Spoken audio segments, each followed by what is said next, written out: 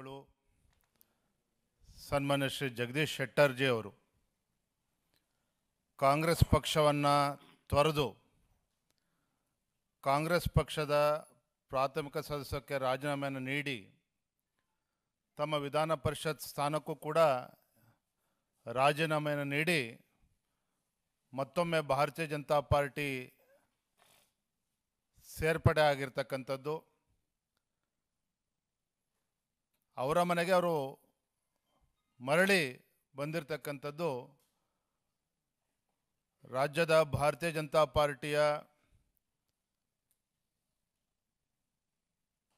ಬೆಳವಣಿಗೆ ದೃಷ್ಟಿಯಲ್ಲಿ ಒಂದು ದೊಡ್ಡ ಶಕ್ತಿ ಬಂದಂತಾಗಿದೆ.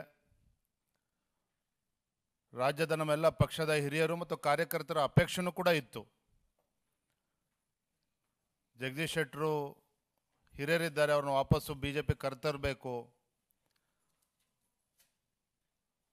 ಅದರಿಂದ ಪಕ್ಷಕ್ಕೂ ಕೂಡ ಲಾಭ ಆಗ್ತದೆ ಅನ್ನೋ ಒಂದು ವಿಚಾರಗಳು ಹಲವಾರು ದಿನಗಳಿಂದ ಚರ್ಚೆ ಆಗಿತ್ತು. ಇವತ್ತು ಬೆಳಗ್ಗೆ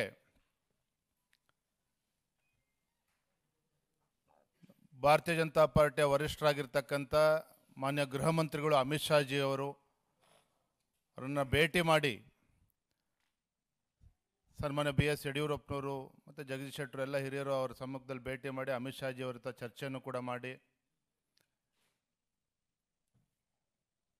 ಯಾವುದೋ ಒಂದು ಅಪೇಕ್ಷೆ ಇಲ್ಲದೇ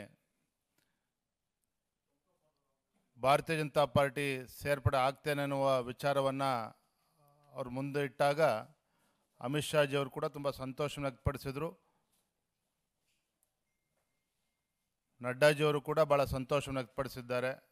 ನಮ್ಮೆಲ್ಲರಿಗೂ ಸಹ ರಾಜ್ಯದ ಪ್ರತಿಯೊಬ್ಬ ಭಾರತೀಯ ಜನತಾ ಪಾರ್ಟಿ ಕಾರ್ಯಕರ್ತನೂ ಕೂಡ ಮಾನ್ಯ ಜಗದೀಶ್ ಶೆಟ್ಟರ್ ಅವರು BJPಗೆ ಮರಳಿರ್ತಕ್ಕಂಥದ್ದು ತುಂಬ ಸಂತೋಷವನ್ನು ತಂದಿದೆ ಅಂತೇಳಿ ನಾನು ಈ ಸಂದರ್ಭದಲ್ಲಿ ಹೇಳೋದಕ್ಕೆ ಇಚ್ಛೆಪಡ್ತೇನೆ. ಹೇಳ್ತಾರೆ.